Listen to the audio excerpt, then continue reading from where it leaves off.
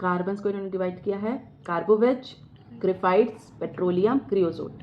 ठीक है, कार्बोवेज जो है वो साइकोसिस है इसमें ज़्यादा, ग्रेफाइट्स में साइकोसिफ्लिटिक रेमेडी है ये, और पेट्रोलियम जो है हमारा साइकोसिफ्लिटिक है, और क्रियोजोट जो है प्योर सिफिलिस है। ठीक है, इसमें सिफिलिस ज़्यादा है, होता तीनों मियाज़म है मगर जो ज़्यादा डोमिनेट होता है वो हम लिख देते हैं। तो हमारा साइकोसिस कार्बोवेज में क्या है, राइट साइडेड है, चिली है। जो हमारा ग्रेफाइट्स है वो लेफ्ट साइडेड है, चिली है। और जो हमारा कौन सा ये पेट्रोलियम जो है राइट साइडेड है, चिली है। और क्रियोजोट जो है ये भी राइट साइड, चारों जो है राइट साइडेड चिली है। फिर हमारा जो है कार्बोवेज जो है ओबेज है, थिन इन सिफिलिस लिखा है, थिन इन सिफिलिस। अच्छा, वैसे ओबीज होता है कार्बोवेज मगर सिफिलिस में जाके ये पतला दुबला हो जाता है। ठीक है, और जो हमारा ग्रेफाइट्स है मोस्टली ओबेज होता है। और जो हमारा पेट्रोलियम है ये लीन थिन इमेशिएटेड होता है पेट्रोलियम भी।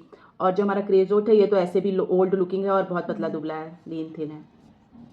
फिर है हमारा कार्बोवेज जो है इसमें टिमिडिटी है, एंटिसिपेशन है, और ये क्या लिखा है, अफेक्शनेट है, नॉट एंग्री। इसमें ज़्यादा एंगर नहीं होता हमारा कार्बोवेज में, है ना। और इसमें जो है हमारा सही देख प्रैक्टिस जो है पल्साटिला के जैसा होता है। ठीक है, और सैड होता है, मेलनकोलिक होता है, इमोशनल होता है, वीपिंग इंडिसिस।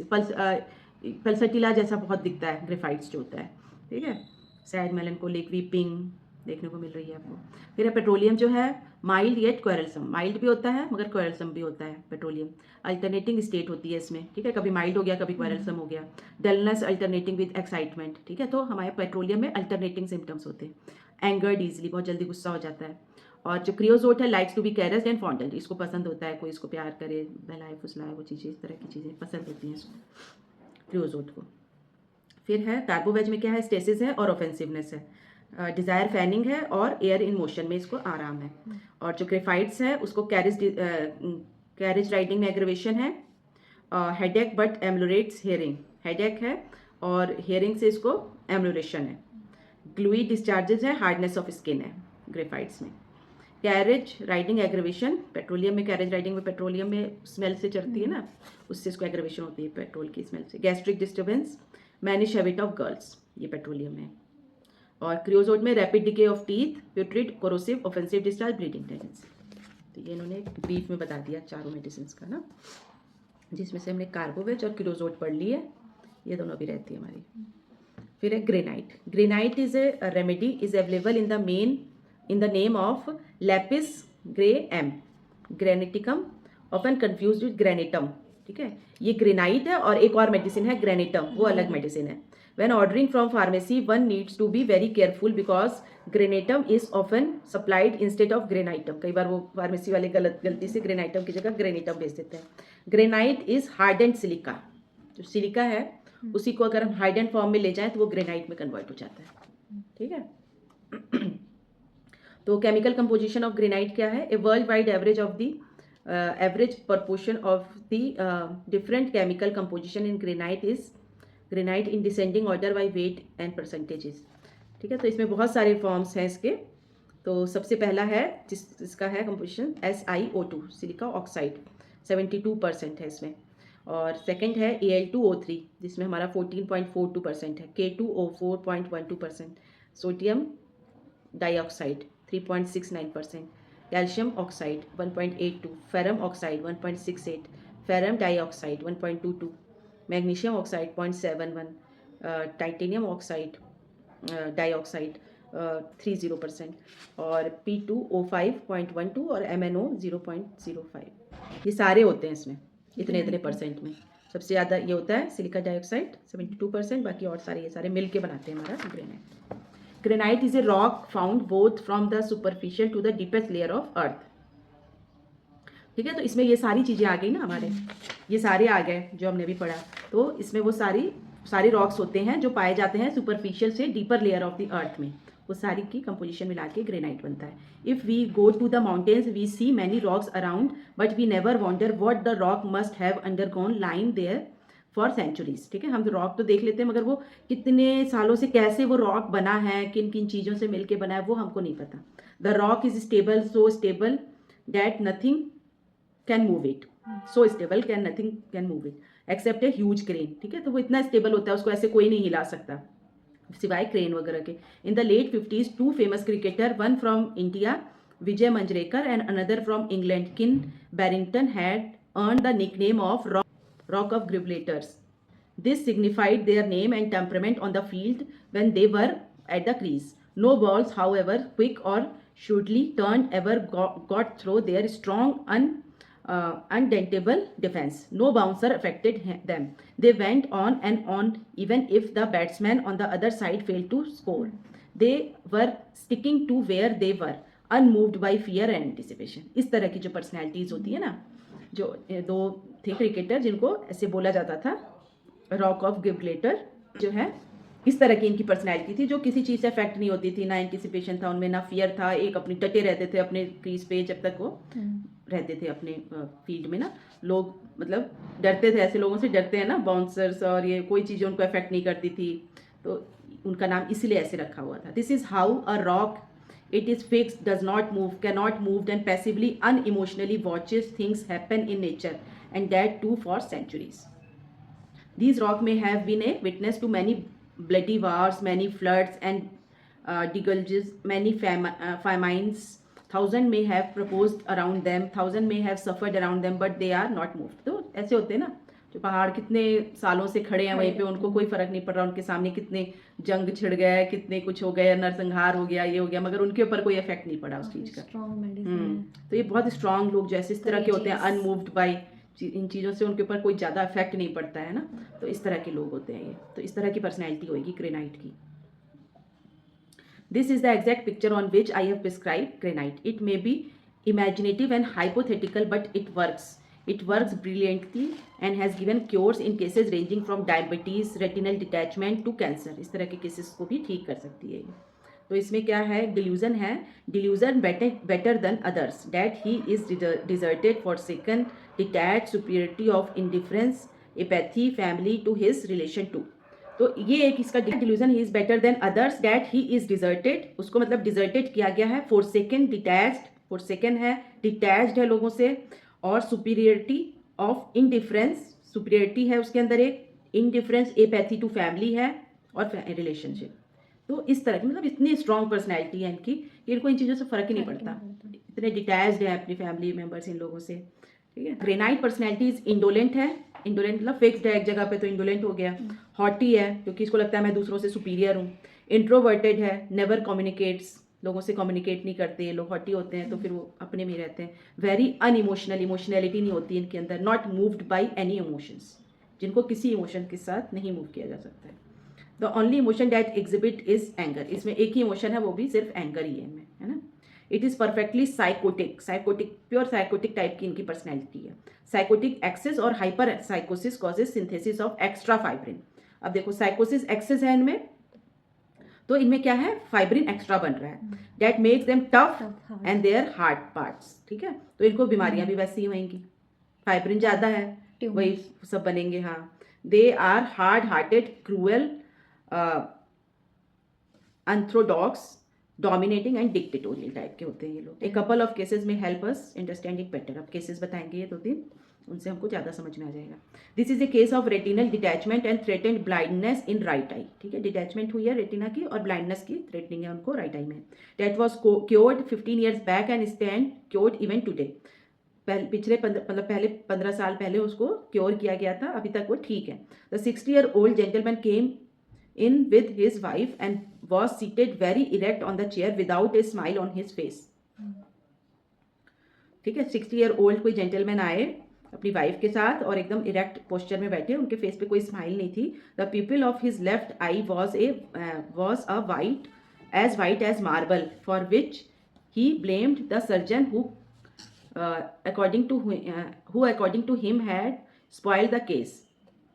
ठीक है. उनकी आइज़ कैसी थी, लेफ्ट आई जो थी वो कैसी थी, बिल्कुल वाइट मार्बल की जैसी थी, जिसका ब्लेम वो अपने डॉक्टर को देते थे, सर्जन को, जिसने उनके केस को स्पॉइल किया था. His speech was fast, rough and have no voice modulation. एकदम चुभने जैसे होते हैं ना, एकदम ठा से मार देने वाली आवाज़, जिसमें कोई मॉड्यूलेशन नहीं है, जो बड़े प्यार से बोलते हैं, वो सब चीज़ें वो सब साइकोसिस होती है. स्वीट टॉकर जैसे लोग होते हैं, जो एकदम ठा से मारने वाले, एकदम सीधी बोली वाले, ऐसी थी उनकी आवाज़, है ना. There were no sign of any emotion on his face. It seems as if we were dealing with a robot. ऐसा लग रहा था जैसे हम किसी रोबोट के साथ डील कर रहे हैं. He never permitted his wife to say single word. ठीक है, बहुत डोमिनेटिंग डिक्टेटोरियल थे, तो वो अपनी वाइफ को एक वर्ड भी बोलने नहीं दे रहे थे. She sat there as a silent spectator. Silent spectator. During the 45-minute interview, he never moved, giving an image of an immovable, inanimate object kept in front of the eyes. ठीक है, इस तरह से वो 45 मिनट के पूरे interview में उनका मतलब इस तरह से था इमेज की, जो बिल्कुल ही मतलब जैसे इनमूवेबल, अजीब ऐसा मतलब देखने को लगा उनको जब वो केस ले रहे थे. It was clear by now that the wife was force to accompany him because of his threatened blindness की वजह से ही वो अपनी वाइफ को लेके आए थे, नहीं तो वो लेके भी नहीं आते इस तरह के थे, तो इसलिए वो लेके आए थे बस वाइफ को. Otherwise she did not seem to have any role to play in his life. ऐसा लग रहा था कि उनका कोई बड़ा रोल नहीं था उनकी लाइफ में. When asked about his nature, he quipped my nature is very near to nature. है ना, वो उन्होंने ऐसे बोला कि मेरा नेचर बहुत नेचर के करीब है. I am very open and Frank person. People do not like this way in today's world. क्योंकि लोगों को तो भाई बनावटी लोग पसंद है ज़्यादा. My family members think I am too blunt. लोग बोलते हैं कि मैं बहुत रुखा हूँ, जैसे रुखे लोग होते हैं ना. माई फ्रैंकनेस हर्ट्स दैम, क्योंकि मैं सीधा बोल देता हूँ, है ना. So of course I don't care. तो इसमें हमारा रूब्रिक आ गया इंसोलेंस इम्पर्टिनेंस. इंसोलेंस इम्पर्टिनेंस मतलब जो बदतमीजी से बात करने वाले लोग होते हैं ना, क्या बोलते हैं इनको, इंसोलेंस को बदतमीजी है शायद इसका मीनिंग जो है इंसोलेंस का. इंसोलेंस इम्पर्टिनेंस हो गया, जैसे कई बच्चे भी होते हैं वो भी इस तरह से बात करते हैं, हाँ रूडली, और मतलब उनको ये नहीं लगता सामने वाला क्या सोचेगा, कि उसको बुरा ना लग जाए कोई चीज़, है ना, उस तरह से बात करने वाले. तो रूडनेस हो गया सेकंड. और आंसर स्नैपिशली. स्नैपिश जो होते हैं ना, स्नैपिशली, तो ये बच्चों में भी बहुत देखते हैं, जैसे हमारे कैमोमिला में होता है ऐसा बहुत. I have one daughter and one son. My son has left me because he did not like my nature. ठीक है, बेटे ने भी उसको छोड़ दिया. Now we are only 3 of us. I don't like the word love and affection. उसको मतलब लव पसंद ही नहीं, इस तरह के वर्ड्स ही नहीं पसंद, प्यार और ये सब लगाओ, ये सब चीज़ों का. They are all useless words devised by poets who literally do not understand the meaning of life. ठीक है, ये मतलब पोएट्स के द्वारा बनाए गए ये सब शब्द हैं जिनको खुद नहीं पता कि लाइफ क्या है, जिनको खुद इतनी समझ नहीं है कि लाइफ क्या है. They feel this world is run by emotion. उनको ऐसा लगता है कि जो दुनिया है वो इमोशन से चल रही है. This weeping, hugging, kissing are escapist attitude of weaklings when they do not understand how to manage and manure their lives. तो उनके हिसाब से था कि ये सब चीज़ें जो है वीपिंग, हगिंग, किसिंग, ये जो है एक एस्केपिस्ट एटीट्यूड है लोगों का, जब वो नहीं समझ पाते कि हम अपनी लाइफ को कैसे मैनेज करें. They try to deceive others by their tears and love taking them away from the reality of life. ठीक है, इन चीज़ों से वो क्या करते हैं, लोगों को डिसीव करते हैं अपने आंसुओं से, प्यार से, इन चीज़ों से जो उनको उनकी रियलिटी ऑफ लाइफ से दूर लेके जाती है. Life goes on because it has to go on, because the moon has to go around the earth and the earth has go around the sun. Life तो चलती रहेगी क्योंकि ये चीज़ें हो रही हैं. You are born on this earth, you have to die. और आप इस दुनिया में इसलिए आए क्योंकि आपको मरना है. One day and that is how it is programmed and this is reality of. मतलब उनका पॉइंट ऑफ व्यू इस तरह का था लाइफ को लेके, है ना. कितना प्रैक्टिकल पॉइंट ऑफ व्यू है ना, हर एक चीज़ में कोई इमोशन नहीं, इन चीज़ों को कोई मतलब नहीं था उनको. When he was asked don't you feel such a life is monotonous for you, don't you feel like seeing a movie or going in for some amusement like music etc. तो उन्होंने पूछा कि आपको नहीं लगता कि आप मतलब एक ही तरीके से सोच रहे हो लाइफ को मोनोटोनसली, आपको नहीं लगता कि आपको भी कभी मूवी देखने जाना चाहिए, अम्यूजमेंट, कोई म्यूजिक, इन चीज़ों में कोई interest. Music he said is a waste of time. मतलब उसके ये थे. If I were the president of India I would ban all music players and musical instruments. First of all I would ban all religion procession and marriage brats. People waste valuable time in this dancing and singing. मतलब उसका ऐसा point of view था. How many friends do you have? Physician ने पूछा आपके कितने friends. I have no friends, not even one. Again the same thing. People nowadays do not like frankness. If I show them their mistake, they feel I am bad. I know how that I am unfortunate to have understood life better than others. Therefore I have to correct others which people don't like. इसमें उन्होंने क्या क्या rubric लिया है. एक तो critical सेंसोरियस था बहुत ज़्यादा, है ना, उसको हर चीज़ में कमी नज़र आ रही है. क्वेरलसमनेस एंड स्कोल्डिंग, ठीक है, झगड़ालू टाइप का है. रिप्रोचेस, रिप्रोचेज अदर्स मतलब दूसरों को रिप्रोच कर रहा है, तो ये सारे सिम्टम्स आ गए। फिर है when his daughter who was about 33 years old age selected for herself a boy to get settled in life, she came and gave the good news to her father. The father got up, went to the cupboard, took out a bundle of notes and came and gave it to her. ठीक है, वो मतलब जब उसने ऐसे बताया तो उसने ऐसे किया। This is for 25,000 rupees. Take this and go and get married. This dry reaction really hurt the daughter as well as his wife. When he was asked about his behavior, he said, what is there to enjoy about in it? इसमें क्या है enjoy करने लायक? Everyone gets married. What is new about it? Why should one celebrate? Do the animals celebrate their marriages? What's the great deal? I gave her money so that it will be help her to start a new married life. That's all. ठीक है, कितना रूखा reaction था ना उनका इस चीज को लेके। Above case highlights the characteristic of granite. It shows how granite can be harsh, hard-hearted, haughty, unsympathetic, unscrupulous, indifferent, unemotional and unfriendly. ठीक है, इस तरह के होते हैं। The reason I always mention this case is because it taught me the picture of granite. When I saw this man, I got the feeling that he was unmoved, and then when I looked through the rubric of granite, I saw that everything was covered. That's why I would like others to learn from it, though later many cases responded to granite giving success. One sentence that sum up granite is that nothing moves. हाँ ठीक है, nothing moves वाला इसका है एक sentence में अगर हम इसको डिस्क्राइब करें। And everything is hard, this is never moved to tears or joy by anything. ठीक है, even the bubbles do not move, there is severe constipation and hard stool. जैसा हमारा माइंड होएगा वैसे ही हमारी बॉडी में बीमारी भी आएगी। तो इसीलिए इनको कोई भी चीज़ मूव नहीं हो रही है, किसी चीज़ से मूव नहीं हो रहा है, तो इनकी बॉडी में भी वो स्टूल मूव नहीं हो रहा है ना, कॉन्स्टिपेशन है, हार्ड स्टूल्स है इसके। The only emotion displayed is that of anger. Thermal are more or less hot. Thirst is good enough, though not very marked to be called thirsty. Physical attribute अगर हम देखेंगे, this is the one remedy for hardness or swelling of the glands like calcarea floor, Barita mur, conium or even Tarantula cubensis. ठीक है, जैसे इनमें hard glands वगैरह की swelling वगैरह के में है, वैसे ही इसमें भी ऐसे ही होता है। A case of cancer of liver that responded well had growth that was palpable as a hard stone. मतलब छूने पे ही उसको इतना ज़्यादा वो हार्ड स्टोन के जैसा दिख रहा था, तो वहाँ पे केस इनको दिया था ग्रेनाइट, तो वहाँ पे अच्छा काम किया। तो इनके जो भी प्रोमिनेंट अगर कोई ग्रोथ वगैरह हो रही है तो बहुत पूरा स्टोन की तरह हार्ड दिखेगी आपको। Genetic miasmation reflection of granite, the predominant miasm look like sycosis. ठीक है, but this miasm is so intense that intensity of eyes all sycotic trends is in excess and therefore the miasm is syphilis. ठीक है, तो साइकोसिस तो है इनमें, मगर वो साइकोसिस इतने एक्सेस में है कि वो सिफिलिस में चला गया, मतलब साइकोसिस आउट ऑफ कंट्रोल है, तो वो सिफिलिस में आजम आ गया इस वजह से। Excess fibrin synthesis makes all parts and pathologies hard as a stone. The excess hardness it is seen in behaviour, हर चीज़ में उसकी हार्डनेस दिखेगी, उसके बिहेवियर में, इमोशंस में, रिएक्शंस में। The excess hardness in behaviour leads to abrupt behaviour. ठीक है, अब्रप्ट है, कुछ भी बोल देता है, चाहे कुछ किसी को बुरा लगे, कुछ rock like and robot like behaviour. Robot में कोई इमोशंस नहीं होते, कुछ नहीं होते, किसी चीज़ से मूव नहीं हो सकता, चाहे उसके सामने रोड हो, उसने तो जो करना है, जो प्रोग्रामिंग में वो करेगा, तो वैसा होता है। The excess hardness causes indifference and apathy to family and friends to the extent of heartlessness. Reaction to anything is hard so much so that he get detached and has lack of moral affection. ठीक है, detached है, lack of moral affection है इनमें। तो इसकी एक differentiation sir ने बताई है ग्रेनाइट और लैपिस मार्बल की बीच में, एक और मेडिसिन लैपिस मार्बल उसके साथ, तो दोनों एक जैसी हैं।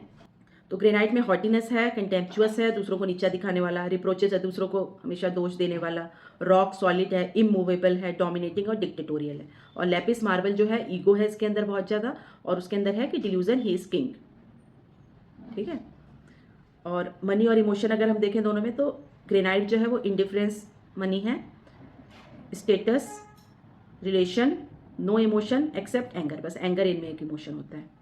और इसमें जो है लैपिस में डिज़ायर मोर रिचेस और luxuries at the cost of others avarice, इसमें कोई पैसों से रिलेटेड ज़्यादा नहीं है। ग्रेनाइट में इंडिफरेंस टू मनी है, स्टेटस, रिलेशन, इन चीज़ों से कोई ज़्यादा लेना देना नहीं है। मगर लैपिस मार्बल जो है इसके अंदर डिज़ायर होती है मोर रिचेज और luxury at the cost of others एवराइज।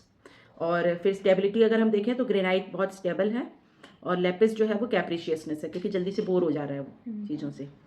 तो इंट्रोवर्ट एक्सट्रोवर्ट में ग्रेनाइट इंट्रोवर्ट है और लेपिस जो है इंट्रोवर्ट है, एक्सक्लूसिव है और कम्युनिकेटिव एक्सपेंसिव है। इंट्रोवर्ट इसलिए है क्योंकि वो अपने आप को एक्सक्लूसिव दिखाना चाहता है, इसलिए इंट्रोवर्ट है। और एंटीसिपेशन अगर हम देखें तो इनमें कोई एंटीसिपेशन नहीं है, इनमें है लेपिस में, क्योंकि इसमें तो कुछ फ़र्क ही नहीं पड़ता, कोई इमोशन ही नहीं है। कैरेसिस में हेट्स कैरेसिस इसको नहीं चाहिए, प्यार वगैरह इनको चाहिए लेपिस को। मियाज़म अगर हम देखें तो इसमें साइकोसिफिलिटिक है और ये प्योर साइकोटिक है लेपिस जो है, ठीक है। तो ये दो दवाइयाँ भी बड़ी इंपॉर्टेंट दवाइयाँ हैं।